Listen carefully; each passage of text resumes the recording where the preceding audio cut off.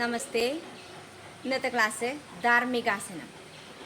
ധാർമ്മികാസനം ചെയ്യുന്നത് മൂലം തലച്ചോറിലേക്കും അതിനോടനുബന്ധിച്ച നാഡീഞരമ്പുകൾക്കും ശരിയായ രീതിയിൽ പോഷകരക്തം ലഭിക്കുന്നത് മൂലം കണ്ണിനും തലയ്ക്കും നല്ല സുഖം അനുഭവപ്പെടുകയും ചെയ്യുന്നു.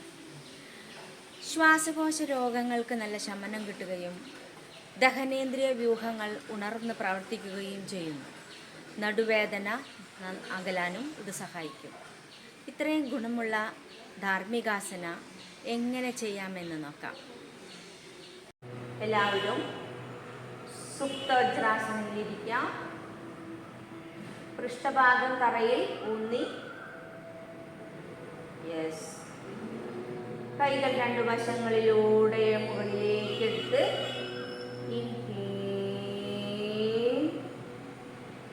കൈകൾ കോർത്ത് കഴുത്തിന് പിറകിലായി വയ്ക്കാം.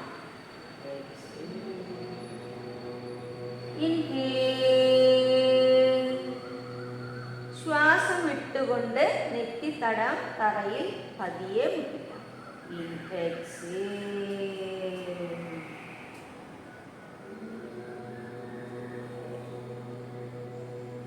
അവിടെ വെച്ച് 5 പ്രാവശ്യം ശ്വാസോച്ഛ്വാസം എടുക്കുക.